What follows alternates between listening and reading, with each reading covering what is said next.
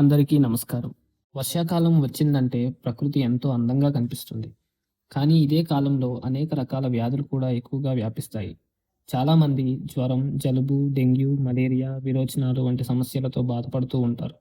ప్రత్యేకంగా మన గిరిజన ప్రాంతాల్లో, అడవి ప్రాంతాల్లో మరియు గ్రామీణ ప్రాంతాల్లో ఈ సమస్యలు మరింత ఎక్కువగా కనిపిస్తాయి.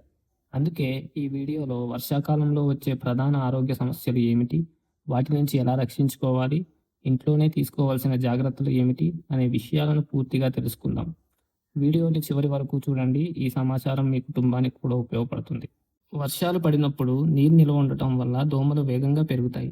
అలాగే తాగునీరు కలుషితమయ్యే అవకాశం ఉంటుంది. చెత్త, మురికి, తడి వాతావరణం కారణంగా బ్యాక్టీరియా మరియు వైరస్లు కూడా ఎక్కువగా వ్యాపిస్తాయి.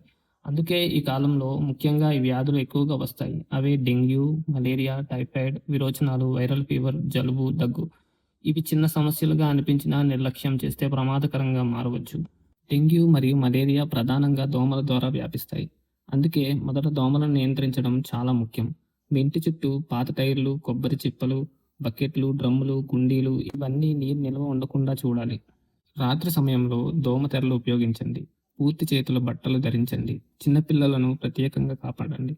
అధిక జ్వరం, తలనొప్పి, కీళ్ల నొప్పులు, కళ్ళ వెనుక నొప్పి ఇలాంటి లక్షణాలు కనిపిస్తే వెంటనే ప్రభుత్వ ఆసుపత్రికి వెళ్ళాలి. వర్షాకాలంలో తాగునీరు కలుషితమయ్యే ప్రమాదం చాలా ఎక్కువ. అందువల్ల నీటిని తప్పనిసరిగా మరిగించి తాగండి. బావులు మరియు నీటి ట్యాంకులను శుభ్రంగా ఉంచండి. మూతలేని పాత్రల్లో నీటిని నిల్వ చేయకండి. కలుషితమైన నీరు తాగడం వల్ల విరోచనాలు, వాంతులు, టైఫాయిడ్, కలరా వంటి వ్యాధులు వచ్చే అవకాశం ఉంటుంది. కాబట్టి శుభ్రమైన నీరు ఆరోగ్యానికి మొదటి రక్షణ. వర్షాకాలంలో బయట ఆహారం తినడం తగ్గించడం మంచిది. రోడ్డు పక్కన అమ్మే కట్ ఫ్రూట్స్, చాట్, కలుషితమైన తినుబండారాలు వీటిని వీలైనంత వరకు నివారించండి. ఇంట్లో వేడి ఆహారం తినండి. పండ్లు బాగా కడిగి తినండి. ఆకుకూరలను శుభ్రంగా కడగండి. పిల్లలకు మరియు వృద్ధులకు ప్రత్యేక శ్రద్ధ అవసరం. చాలామంది జ్వరం వచ్చినప్పుడు స్వయంగా మందులు వేసుకుంటారు. ఇది ప్రమాదకరం. ముఖ్యంగా 2 రోజులకు మించి జ్వరం ఉంటే, శరీర నొప్పులు ఎక్కువగా ఉంటే, వాంతులు వస్తే, నీరసం పెరిగితే వెంటనే డాక్టర్ను సంప్రదించాలి. స్వయంగా యాంటీబయాటిక్స్ వాడకండి.